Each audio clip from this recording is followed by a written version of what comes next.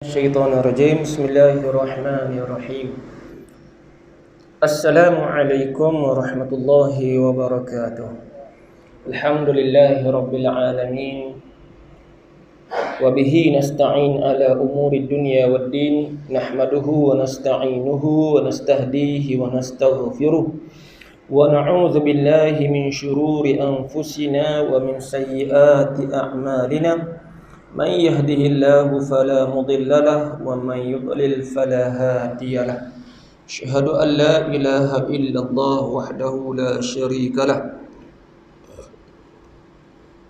وأشهد أن محمدا عبده ورسوله اللهم صل وسلم على حبيبنا وشفيعنا وقدوتنا وأسوتنا سيدنا ومولانا محمد وعلى آله وأصحابه ومن تبعهم بإحسان إلى يوم الدين أما بعد أعوذ بالله من الشيطان الرجيم بسم الله الرحمن الرحيم يا أيها الذين آمنوا اتقوا الله حق تقاته ولا تموتن إلا وأنتم مسلمون صدق الله العظيم.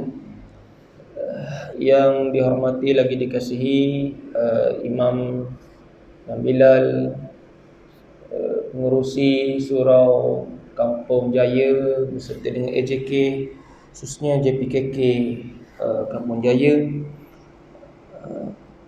para alim ulama, para asatizah, tutup guru, para jemaah, hadirin hadirat yang dikasihi dan dirahmati oleh Allah Subhanahu wa taala sekalian. Pertamanya marilah sama-sama kita memanjatkan setinggi-tinggi kesyukuran kehadrat Allah Subhanahu wa taala kerana dengan izin dan limpah kurnianya sekali lagi pada malam ini kita diberikan ruang dan kesempatan serta kesihatan tubuh badan untuk kita sama-sama hadir menjadi tetamu Allah Subhanahu wa taala, sekaligus untuk kita juga membuktikan penyaksian kita sewaktu kita berada di alam roh adalah penyaksian yang benar kepada Allah Subhanahu wa taala, insya-Allah. Itulah kita mengakui bahawa Allah taala itu adalah Tuhan yang layak, yang selayaknya disembah. Ketika mana Allah taala bertanya kepada ruh, alastu bi rabbikum, adakah aku ini Tuhanmu? Lalu ruh menjawab, bahkan ya Allah, sesungguhnya kami menyaksikannya.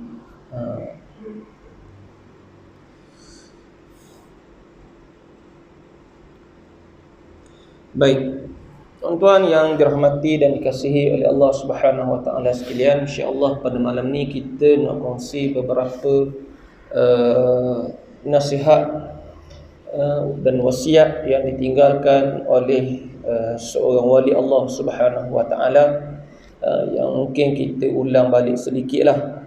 Kalau ni dah pernah kita kongsi dah di sini, dah ingat banyak ingat tepat. Apa pun kita ulang baliklah, tak apalah. Allah Taala sebut wa zakir fa inna dzikra tanfa'ul mu'minin, dan berilah peringatan kerana sesungguhnya peringatan itu bermanfaat bagi orang-orang yang beriman. Jadi tuan-tuan sekalian, 10 nasihat yang ditinggalkan oleh seorang wali Allah yang bernama Ibrahim bin Adham, yang mana seorang raja yang memiliki kemewahan yang luar biasa, yang memiliki kekuasaan wilayah yang sangat luas, tetapi sanggup untuk membuang kemewahan dunia untuk mencari redha Allah Subhanahu wa taala, yang akhirnya dia diangkat menjadi seorang wali Allah Subhanahu wa taala.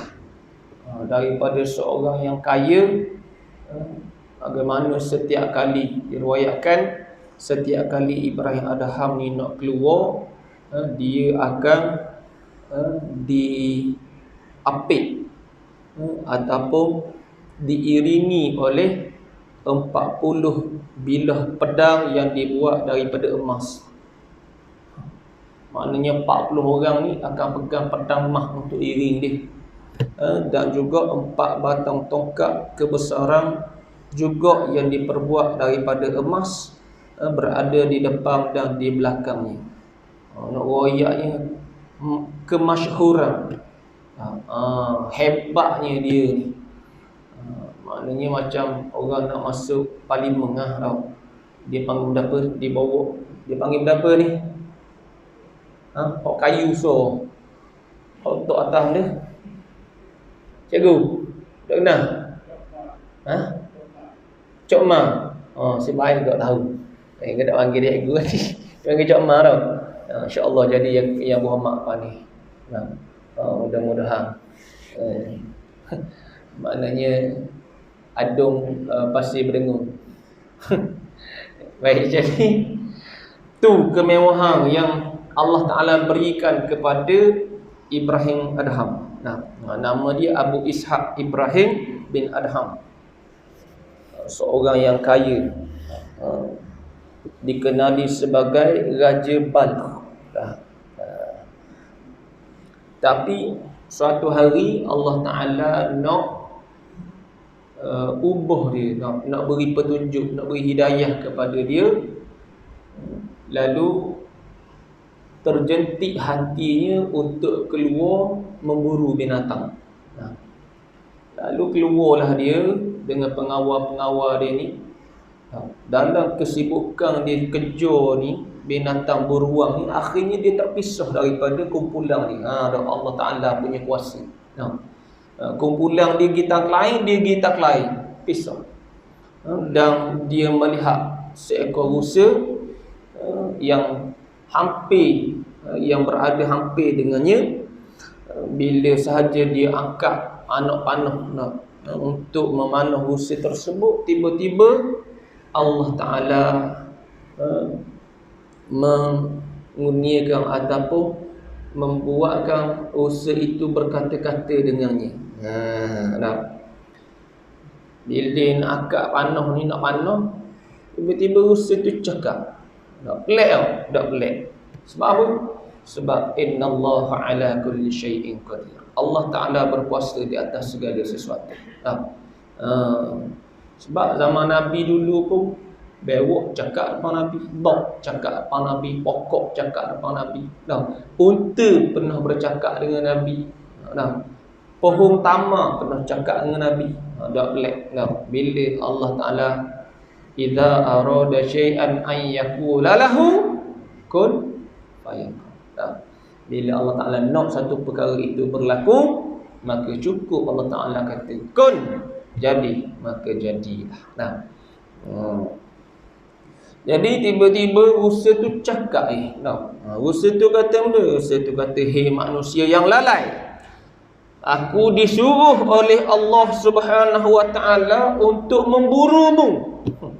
Kejut dia. Sebenarnya aku ni, aku yang nak burumu. Tiba-tiba mung pula royak nak buru aku. Sesungguhnya engkau tidak akan dapat menangkapku, kata rusa tersebut. Bertaubatlah. Untuk adakah untuk ini engkau diciptakan oleh Allah? Adakah Allah Ta'ala ciptamu ni sekadar untuk takat aku je ke? Untuk berhibur ke? Untuk sekadar seronok ke? Tiba-tiba dengan kata-kata rusa itu menyebabkan dia ketakutan. Dia terkejut dan dia ketakutan. Lalu peristiwa ini membuatkan dirinya rasa apa? Ialah dihantui lah. Terngiang-ngiang suara rusa tu. Lalu akhirnya dia pun meninggalkan kemewahan. Baju sutera yang bertahtakan permata dia buang belaka. Lalu dia pun berkelana lah. Ke tengah-tengah padang pasir ni dia berkelana. Akhirnya dia belajar macam-macam lah. Dia jumpa dengan tok guru, semua sekali dia belajar. Akhirnya dia menjadi seorang yang alim, di samping dia mendekatkan dirinya kepada Allah Subhanahu Wa Ta'ala. Tengok cara Allah Ta'ala nak berikan sesuatu kepada seseorang manusia. Kita duk tengok, apa dah kaya dah tiba-tiba kita tinggal pula. Kita hok tak ada ni nak jadi kaya. Kena ni. Kena Cikgu Li. Kita hok sesok ni pakai perdana. Apa kerana kita hok nak cari kekayaan, tiba-tiba dia Allah Taala beri kekayaan dan Allah Taala ubah dia menjadi seorang wali Allah. Buang kemewahan. Nak royak kenapa? Allah Ta'ala nak beritahu kepada kita, dunia ni tuan-tuan tak ada harga. Tak ada nilai sedikit pun di sisi Allah Subhanahu Wa Ta'ala.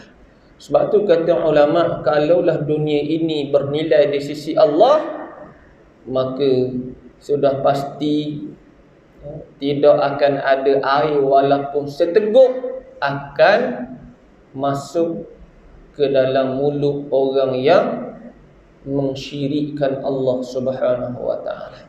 Kalau dunia ni bernilai, Allah Ta'ala tak akan izin walaupun seteguk air masuk ke dalam mulut orang-orang kafir. Ibarat kata kalau barang kita ni hak dak nilai mana? Hak yang tak bernilai, lipat Jepun, ikut suka je orang nak pakai tau. Orang nak pakai. Lipas kita beli di kedai RM2 tak heran pasal tak ada nilai bagi kita tau. Tapi kalau barang bernilai, kita nak beri mudah-mudah. Telefon kita orang nak ambil, nak pakai kot dang. Kereta kita orang nak pakai kot dang, kita boleh beri. Sudah pasti kita tidak akan memberi sebarangan. Baik, jadi tuan-tuan sekalian, bila dia jadi seorang wali Allah, ramailah orang yang belajar dengan dia. Sehinggalah suatu hari dia berjalan di sebuah pasar di kota Basrah di Iraq. Dia masuk dalam pasar, tiba-tiba orang kenal dia. Ni tok guru besar ni. Terkenal. Lalu masing-masing pakat mengerumuni dia. Masing-masing pakat pergi hum dah ke. Tok Syekh mari dah. Baik. Bila ramai-ramai hum ni, marilah adalah seorang mari tanya dia. Dia kata, dia kata, wahai tuan guru, aku ingin mengajukan satu persoalan kepadamu. Bukankah Allah Ta'ala telah berfirman di dalam Al-Quran, setiap apabila seseorang hamba itu berdoa kepadanya, maka pasti Allah Ta'ala akan mustajabkan permintaannya. Bukankah Allah Ta'ala sebut dalam Quran, wa qala rabbukum ud'uni astajib lakum. Bila meminta kepada Tuhanmu, nescaya aku akan beri, kata Allah. Tapi wahai tuan guru, saya ni, kami ni, setiap hari kami berdoa kepada Allah, siang dan malam kami berdoa kepada Allah. Tak pernah berhenti, setiap hari, siang dan malam. Tetapi permintaan kami sehingga ke saat ini tidak dimustajabkan oleh Allah. Pasal apa? Lalu Ibrahim Adham pun termenung sejenak dan terdiam. Dan dia menundukkan wajahnya beberapa ketika. Lalu dia pun memberi jawapan kepada persoalan yang diajukan kepadanya. Dia kata apa? Sebenarnya ada 10 perkara yang menjadi asbab terhijabnya doa. Maknanya Allah Ta'ala tak makbul doa ni. Pasal apa? Ada 10 perkara. Yang pertama dia kata apa? Kalian semua mengenali Allah, tetapi dalam masa yang sama kalian tidak menunaikan perintah Allah Subhanahu Wa Ta'ala secara keseluruhannya, melainkan kalian ambil mana yang kalian suka dan kalian tolak mana perkara yang kalian tidak suka. Maknanya perintah Allah Ta'ala mudah buat pun semua sekali. Mu ambil hak yang mu suka je. Sebagai contoh, bab syariat, nikah, kahwin, mu terima. Semayang, bab ibadat, mu terima. Tapi mari bab ekonomi, mu tolak. Mari bab muamalah, mari bab faraid, mu tak terima. Di kalangan kamu ni tak terima hak yang Allah Ta'ala perintahkan kepada kamu. Memang betul sungguh. Mari bab muamalah, kita rasa kalau tak ada riba, kita tak akan berjaya dalam bisnes ataupun kita tak boleh keuntungan. Lambat kaya kalau tak berlakunya riba. Kalau orang kontraktor pula hari ni, kalau tak rasuah, tak boleh projek. Jadi perkara-perkara ini, kata Ibrahim Adham, menjadi asbab yang pertama doa kalian semua tidak dimustajabkan oleh Allah. Bab semayang sendiri pun kadang-kadang kita menangguh-nangguh dalam perkara semayang. Subuh pukul 6 kita semayang pukul 7, Zuhur 1 lebih kita pergi semayang pukul 3.30. Asar kita pergi semayang kat Garik kat Isya. Jadi kita menangguh-nangguhkan waktu ibadat solat kita dengan Allah Subhanahu Wa Taala. Sebab tu Allah Taala tangguh permintaan kita, bukan tak mustajab, tapi Allah Taala tangguh. Pasal apa? Pasal hak, bila hak Allah melengah-lengah kan, tapi bila hak mu nak segera, mana boleh gitu. Orang panggil doa adil. Sebab tu bila kita tunaikan hak Allah dengan segera, maka insya-Allah Allah Taala akan tunaikan hak kita dengan segera. Ni hak orang kita lambat, hak kita nak cepat. Baik. Yang keduanya, kata Ibrahim Adham, kalian mengaku kalian mencintai Rasulullah sallallahu alaihi wasallam, tetapi kalian tidak melaksanakan, bahkan kalian meninggalkan sunnah-sunnah Nabi sallallahu alaihi wasallam untuk dilaksanakan dalam kehidupan kalian.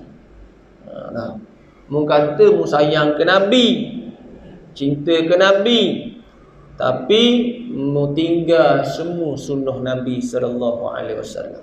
Apa hak Nabi buat, mu dak buat. Apa hak yang Nabi larang, hak itulah yang mu buat.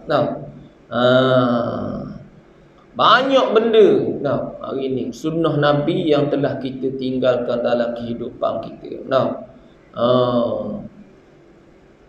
Macam-macam sunnah yang Nabi ajar pada kita, bermula daripada bangun tidur sampailah nak tidur pula Nabi ajar kita.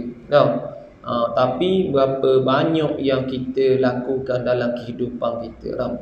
Sebab tu ada seorang ulama ni, dia cuba untuk melaksanakan sepenuhnya sunnah Nabi sallallahu alaihi wasallam, sehinggalah saat-saat dia nak meninggal dunia ni, dia panggil pembantu dia, anak murid kanan dia, dia beritahu, dia kata,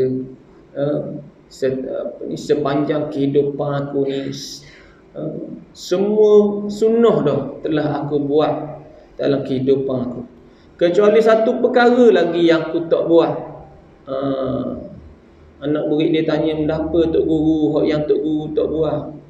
Iaitulah memanjangkan rambut aku sebagaimana Nabi sallallahu alaihi wasallam. Lalu dia pun sipar rambut dia. Sampai kepala bahu. Nak tirunya sunnah Nabi sallallahu alaihi wasallam. Pasal apa? Pasal Nabi sebut, taraktu fikum amrayn lan tadillu ma in tamassaktum bihima kitaballahi wa sunnati, atau kama qala.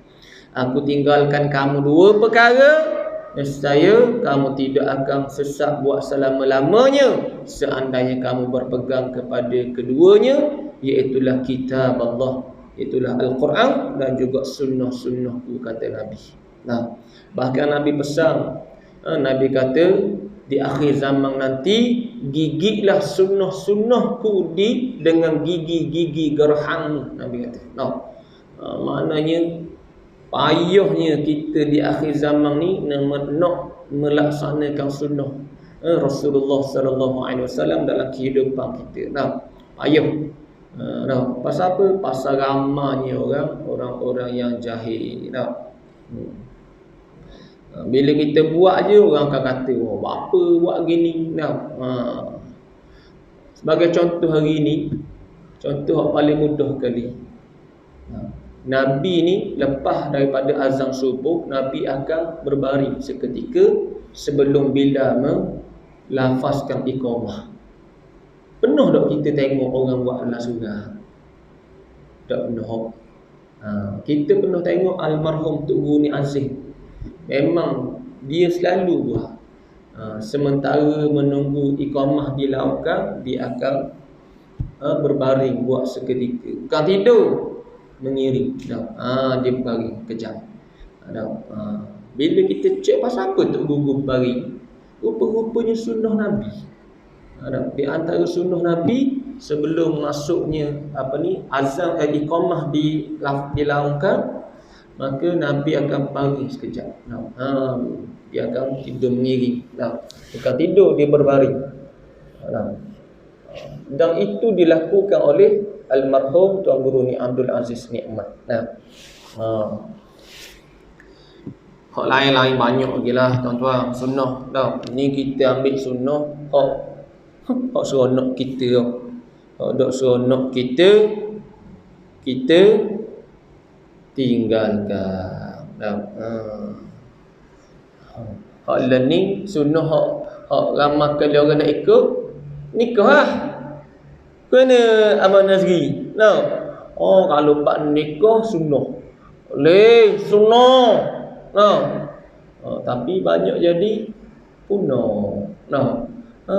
Pasal tidak mengikut sunnah yang sebenarnya. Itu yang jadi punah.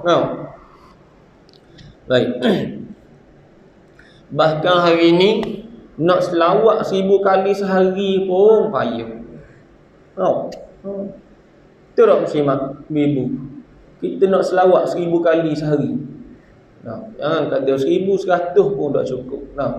Padahal zaman learning paling mudah. Kita nak selawat, nak kira selawat. Tapi tak buat. Ruginya lah. Sebab tu kata ulama, kalaulah kamu mengetahui kelebihan berselawat kepada Rasulullah, nescaya kamu tidak akan berzikir dengan zikir yang lain, melainkan kamu akan hanya berselawat kepada Rasulullah sallallahu alaihi wasallam.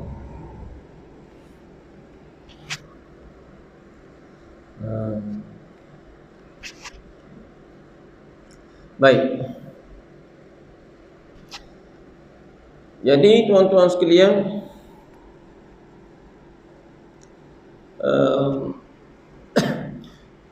berselawatlah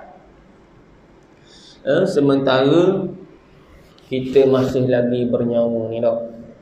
Sebab di akhirat nanti barulah kita akan tahu Allah. Ruginya lah kita tak berselawat atas dunia ni tau. Duduk saja 2 kalimah yang besar, istighfar dengan selawat. Kalau boleh jangan tinggal tau. Baik.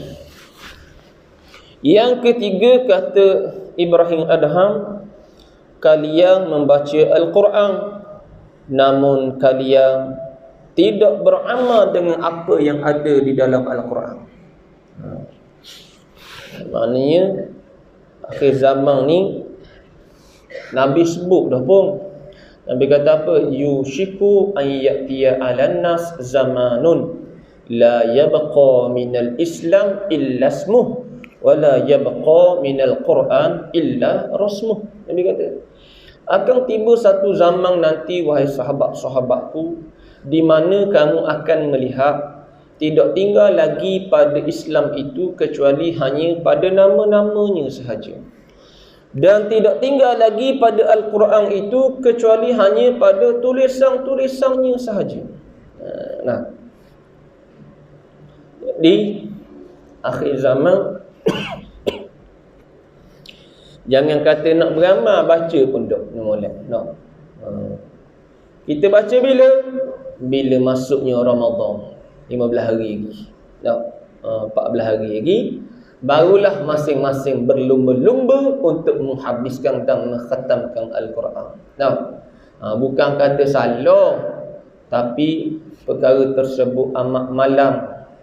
Amat malang bagi kita yang mengaku beriman kepada Allah, kerana Al-Quran adalah buku manual yang Allah Ta'ala berikan kepada kita untuk menjadi panduan hidup supaya tidak tersesat dan tersasar daripada landasan agama Allah Subhanahu wa Ta'ala. Tetapi kita meninggalkannya lah. Jangan kata nak beramal, nak baca pun tak. Nah, yang kita baca di akhir zaman, apa? WhatsApp apa?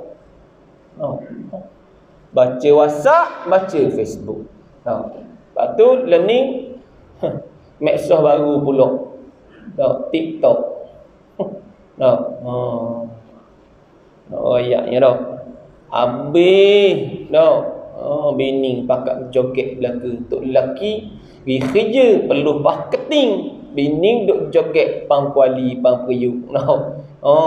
Siang ke tok lelaki. Hak tukang bayar mahal masa tu mas kahwin tok lelaki.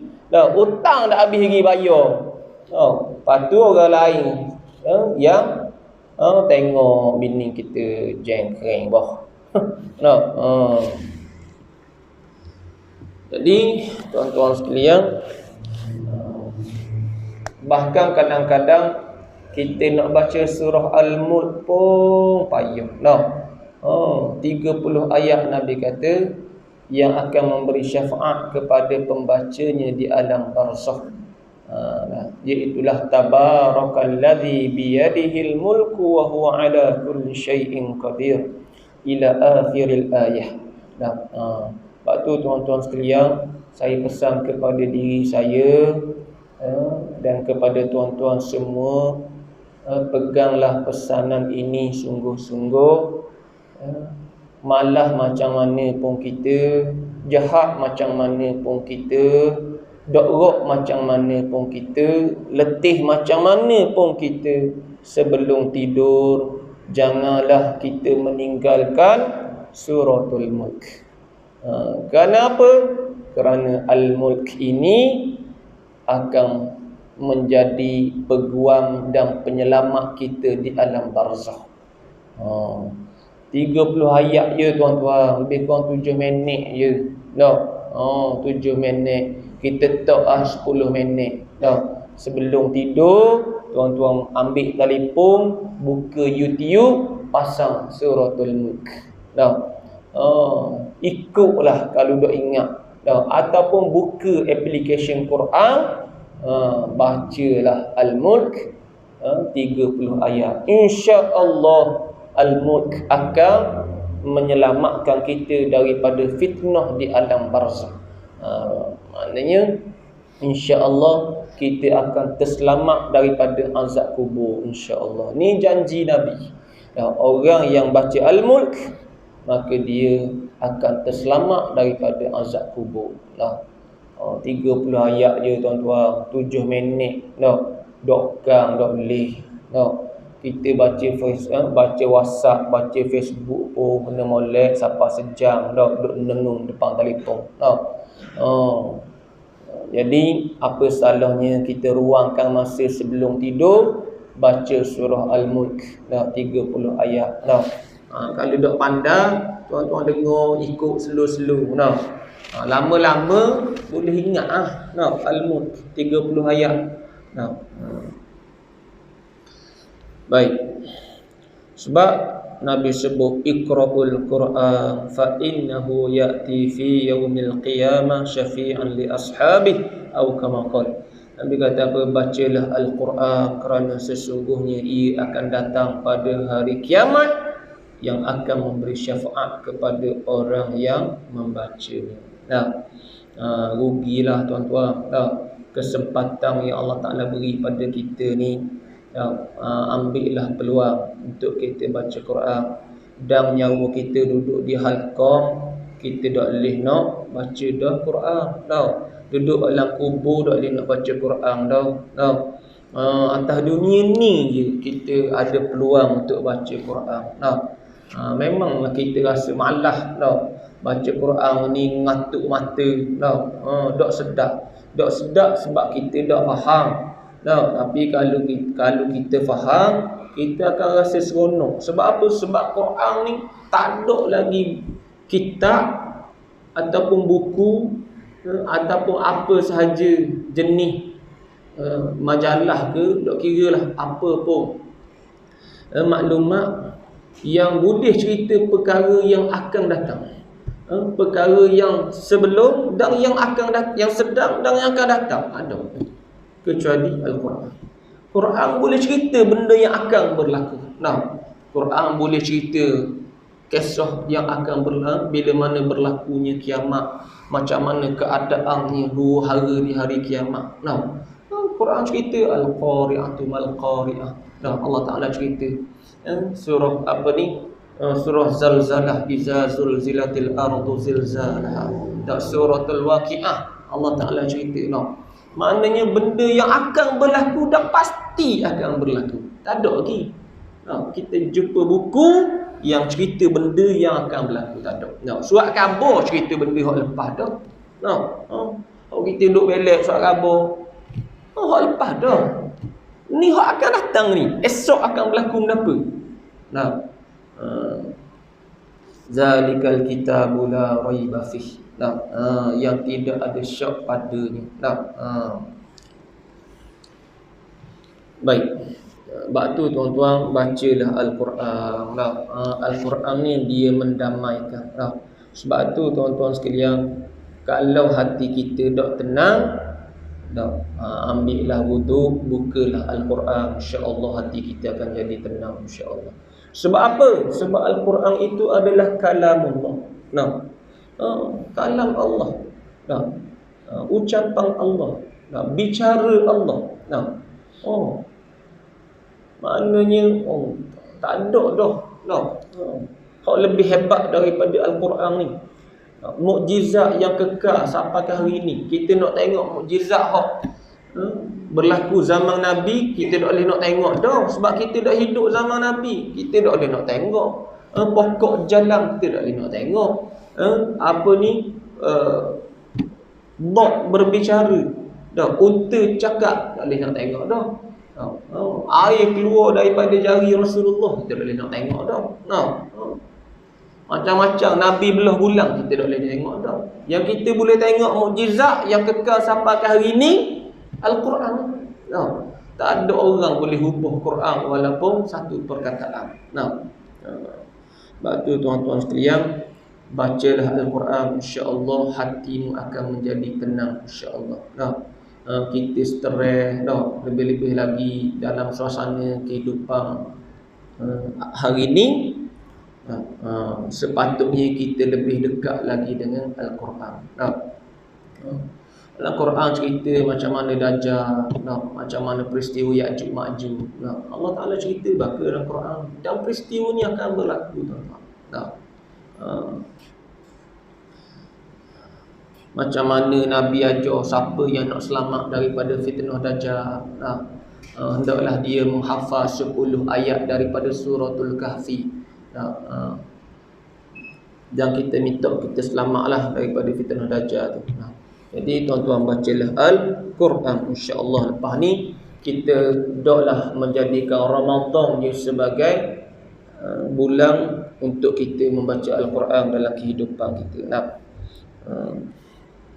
Yang keempat, kata Ibrahim Adham, kalian memakan dari nikmat yang Allah Ta'ala berikan kepada kalian, tetapi kalian tidak mensyukuri nikmat tersebut. Allah Ta'ala beri nikmat kepada kita. Bukan sekadar makan, macam-macam Tuhan beri nikmat. Kalau kita nak hitung nikmat Allah Subhanahu Wa Ta'ala ni tuan-tuan, kita nak hipung dengan huruf-huruf abjad yang ada, maka kita kena cari abjad yang lain untuk kita menghitung nikmat Allah Subhanahu Wa Ta'ala. Allah Ta'ala sebut, wa in ta'uddu ni'matallahi la tuhsuha. Jika sekiranya kamu nak hitung nikmat aku, kata Allah, nescaya kamu tidak akan mampu untuk membilang dan menghitung nikmat-nikmat tersebut. Kerana terlalu banyak tuan-tuan sekalian. Kita tengok di tubuh kita dah, Allah daripada hujung rambut sampailah ke hujung kaki, anggota tubuh badan kita, hak ada dalam kepala kita, otak kita ni, kita tak boleh nak fikir macam mana besarnya otak kita ni. Kalau ditarik ni, Allah panjangannya tuan-tuan. Allah Ta'ala boleh letak pula ni tempat fikir sini, tempat nulis sini, tempat sedih. Kaya Allah tuan-tuan. Tempat nak cakap semua duduk atas ni belakang ni, duduk dalam kepala belakang ni. Macam mana Allah Ta'ala boleh letak memori dalam kepala otak kita, start daripada kita kecil, puluh-puluh tahun kita boleh ingat. Tu nak rayaknya banyak nikmat Allah Ta'ala ni. Bulu mata, bulu kening. Kalau Allah Ta'ala kita beranak keluar tak ada bulu kening, cacat tuan-tuan. Bulu mata gitu kok. Kalau Allah Ta'ala buat bulu mata kita ni pelik pada orang, maknanya bulu mata kita tumbuh macam rambut ikut umur tuan-tuan. Cuba bayang. Dok jalan kita dok bawa kereta mana maknanya kalau nak pergi gunting rambut memang kena gunting sekali dengan bulu mata kali. Bulu roma gitu kok. Kalau Allah Ta'ala buat bulu roma ni macam rambut,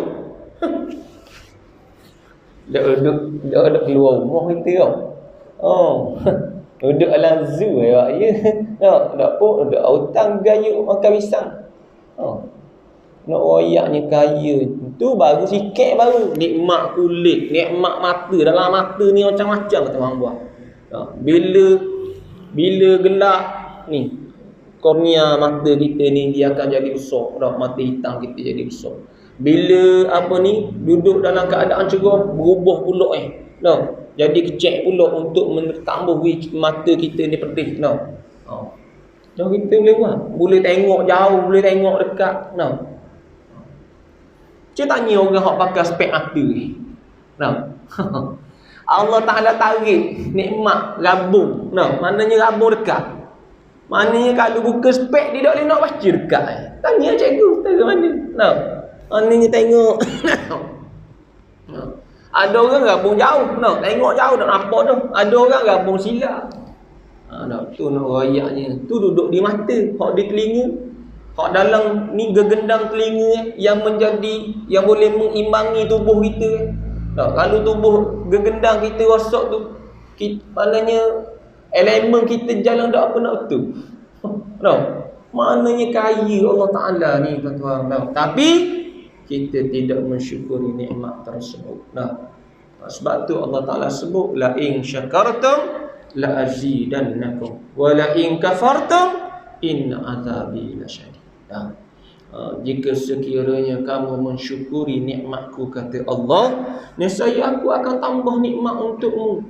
Tetapi sekiranya kamu kufur terhadap nikmatku, maka ketahuilah sesungguhnya azabku amatlah pedih. Yang kelima, yang terakhir, kalian mengatakan bahawa neraka itu benar, tetapi kalian tidak pernah lari daripadanya, dan amalan kalian seolah-olah kalian sangat suka untuk berada di dalamnya. Tu. Tu tuan-tuan. Kita tahu neraka ni ada. Bahkan kita minta, Rabbana atina fid dunya hasanah wa fil akhirati hasanatan wa qina azabannar, dan jauhkanlah kami daripada api neraka-Mu, wahai Allah. Tapi amalan seharian kita seolah-olah kita suka sebenarnya nak duduk dalam neraka. Na'udzubillah.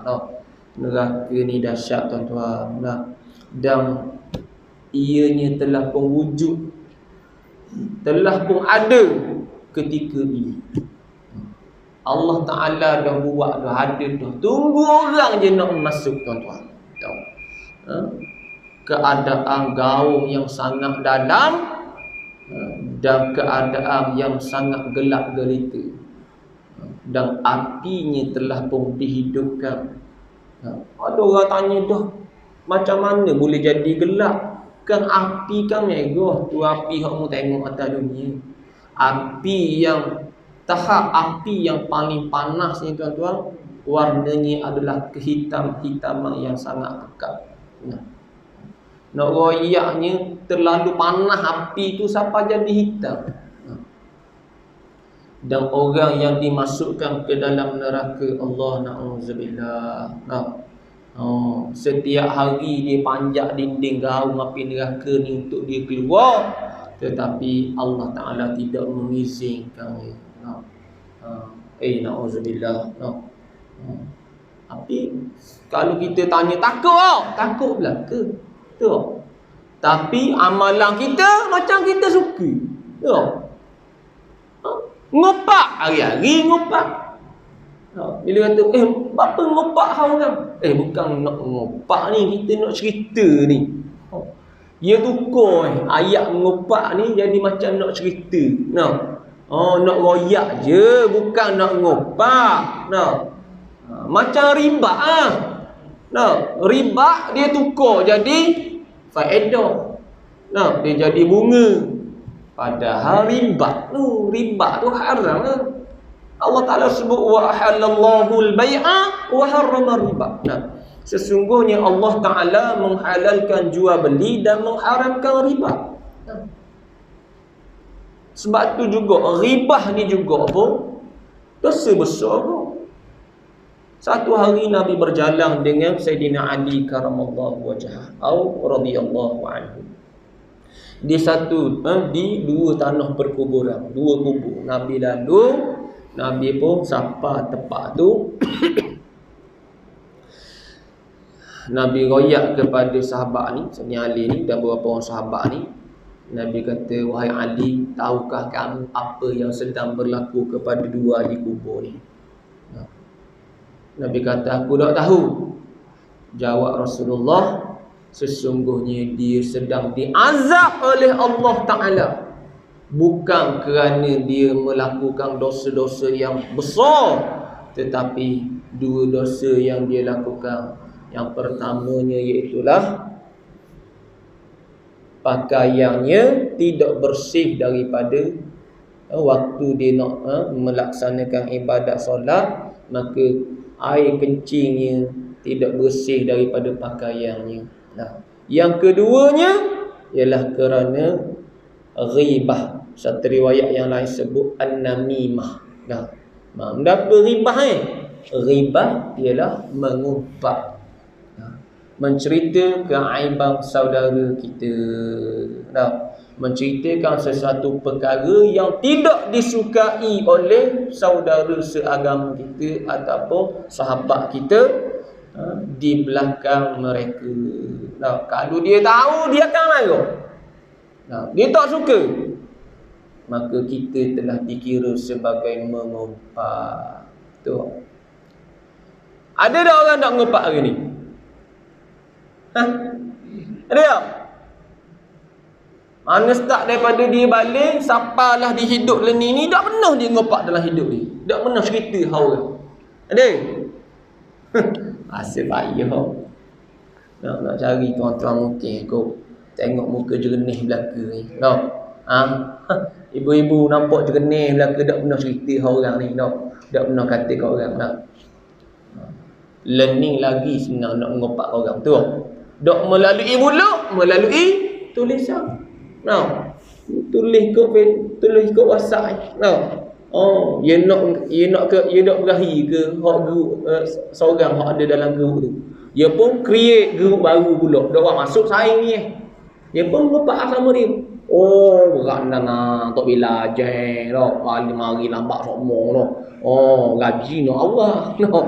Oh, memang dak. Oh, sama-sama je ke masjid je ke surau pun ngopak dak. Tok bila tok imam ngopak. Jangan kata tak bila tak imam, adik-beradik pun ngopak. Kita kena ingat, hak ni Allah Ta'ala azab dulu di dalam alam barzakh. Sebab tu ulama pesan hak orang jangan ambil. Hak orang jangan ambil. Nabi kata orang muflih akhirat ni, mereka yang mengambil hak orang lain secara zalim. Ambil hak orang ni bukan kata curi je. Bila kita mengumpat, bila kita fitnah. Benda hak tak betul kita cerita jadi fitnah. Benda hak betul, hak yang tak disukai oleh tuang dia, tuang badang tak suka, dia jadi ngumpat. Habis pahala kita tuan-tuan. Budak padang kita duduk dalam surau lah ni. Dengan ngatuk matanya bila nak habis patut habis tu. Lapang 35. Atuk lapang 29 je berhenti. Dengan sakit pinggang ni tak ada apa lah duduk atas kerusi. Kita duduk bawah sakit pinggang, risaukan dia. Tengok jam je bila nak berhenti. Berhenti kepuluh lah ni. Biasa ni. Kepuluh tengok seorang-seorang turun. Tak padang dah. Kita mari nak dengar, nak dapat pahala, duduk dalam majlis ilmu dapat pahala, mari sembahyang Jumaat dapat pahala.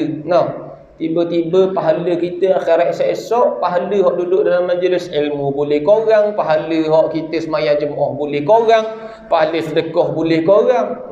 Dia tanya Allah, ya Allah sebab apa ni? Ni hak mari tutup dengan ni.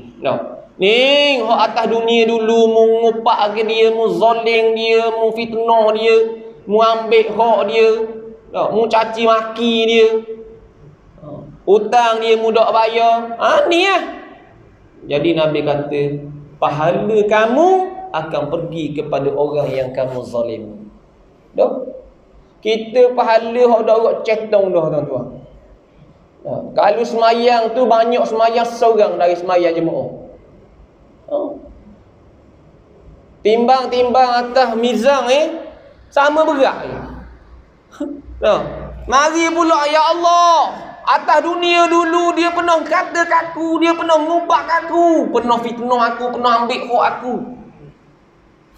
Molek-molek sama berat belah neraka. Na'udzubillah. Tak rasa tuan-tuan. Kita semayang lelah-lelah, bangun tahajud, baca Quran, sedekah, tolong orang macam-macam. Tiba-tiba pahala boleh korang. Sahabat katanya Nabi Rasulullah, kalaulah mereka itu tidak memiliki pahala. Nabi kata kalau dia tak ada pahala, dia akan pikul dosa orang yang dia fitnah tersebut. Yang dia zalimi itu, yang dia umpat itu, yang dia pukul itu secara zalim dan sebagainya. Dosa kita ni 5 trailer dah. Kita pikul atas belakang ni. Dah sanggup kita nak pergi pikul dosa orang lain belum? Dah padam tuan. Sebab itulah belajarlah untuk minta maaf dengan orang dan belajarlah untuk memaafkan orang lain. InsyaAllah kita akan termasuk salah seorang daripada kalangan ahli syurga Allah Subhanahu wa taala. Sebab tu tuan-tuan sekalian, hari ni semua orang tak mahu masuk neraka. Lelaki terakhir keluar daripada syurga, keluar daripada neraka, dan lelaki terakhir masuk ke dalam syurga. Iaitulah daripada kabilah Juhainah. Dialah lelaki terakhir masuk ke dalam syurga dan keluar terakhir daripada neraka. Pasal apa? Pasal dalam hidup dia ni penuh, dalam hidup dia mengucap, dia mengakui dan dia melafazkan kalimah la ilaha illallah, dan dia tidak pernah solat, tidak pernah sembahyang, tak pernah puasa, tak pernah zakat, tak pernah naik haji dan sebagainya. Melainkan dia hanya pernah mengucap je dalam hidup dia. Lama tuan-tuan, neraka ni lama, jutaan tahun. Pasal tu Nabi menangis bila seorang jenazah Yahudi melintasi di hadapan Nabi. Bila jenazah Yahudi tu melintas, Nabi pun bangun. Nabi pikah bangun dan Nabi menangis. Sahabat tanya Nabi, ya Rasulullah, pasal apa membangun? Bukankah yang melintas tadi adalah jenazah Yahudi? Nabi kata, aku bangun sebagai tanda aku menghormatinya sebagai seorang manusia. Dan lepas tu menangis pula tu apa? Kan dia Yahudi. Nabi kata, aku menangis kerana telah terlepas satu jiwa ke dalam neraka Allah buat selama-lamanya. Allahu Rabbi. Na'udzubillah. Neraka ni sakit tuan-tuan. Dok mati. Sebagaimana orang yang menjadi ahli syurga tak pernah mati, tak pernah tidur, tak dok sakit perut. Begitulah juga ahli neraka. Tak pernah mati. Hancur jadi mula orang. Hancur jadi mula orang. Allah seksa tuan-tuan. Na'udzubillah. Azab. Na'udzubillah. Sebab tu kita minta daripada Allah supaya biarlah kita ni dapat masuk syurga terus. Amin ya rabbal alamin. Sebab tu siang, kalaulah sahabat-sahabat tuan-tuan adalah sahabat-sahabat ke kawan-kawan yang bukan Islam, yang mana kita tengok dia ni memang dia ni baik, dia baik, suka tolong orang, dok kira dengan kita, mana baik, tuan-tuan ajaklah dia mengucap syahadah. Pasal apa siang ke dia tuan-tuan? Yaknya ke dia atas dunia dia baik tolong orang, tapi oleh kerana dia tak ada singkat, tak ada singkat je, jadi kebaikan dia ni tak boleh nak tahu, tak ada tapak. Ibarat kata tak ada buku bank lah, mudah cerita. Orang nak masuk duit ke mana tak ada buku bank. Akidah ni ibarat kata buku bank lah. Bila kita buat baik, topak dalam buku bank, masuk dalam buku akaun kita. Tapi kalau akidah tak ada, dia buat baik macam mana pun, maka tidak akan mendapat apa-apa kebaikan di sisi Allah. Sebab tu tuan-tuan ajaklah mereka mengucap syahadah. Dakwahlah kepada mereka. Siang ke dia dah. Setara Nabi Yahudi, Nabi tak kenal tu pun Nabi boleh nangis. Ni kawan kita hari-hari jumpa, cuma dia tak mengucap. Tak payah. Suruh dia mengucap je. Tuan ajar la ilaha illallah. Wa anna Muhammadar Rasulullah. Ataupun asyhadu an la ilaha illallah wa asyhadu anna Muhammadar Rasulullah. Kalau kata takdir dia mati, syurga lah dia. Kita pun akan dapat ganjaran pahala yang besar di sisi Allah, kerana dengan asbab kita dia mendapat hidayah daripada Allah. Sebab tu tuan-tuan, ajak banyak je peluang kita untuk ajak yang bukan Islam ni ceritalah kebaikan Islam kepada dia Sebab apa? Sebab siang ke dia, neraka ni bila habis sembilan tahun ahli neraka tanya, wahai malaikat, macam mana ni? Kami lagu mana? Malaikat kata, mu kena hidup sini sampai bila? Selama-lamanya. Selama-lamanya tak boleh nak bayang. Kita kena netik minyak sikit goreng ikan. Kita melembes karung dah. Awak ni suruh saya nak jaga ikan orang ni. Saya tak ambil dong tengok habis netik habis minyak ni. Boleh kau main ke? Baru minyak ikan goreng Ini api api api kena ezuh pun dah agak nak pedih ni kena api, na'udzubillah. Na'udzubillah. Baik, yang keenam, kita sambung pada masa yang akan datang, insya-Allah. Jadi kita berhenti sini dulu. Mudah-mudahan Allah Ta'ala memberikan kita keberkatan daripada majlis ilmu pada malam ini, insya-Allah.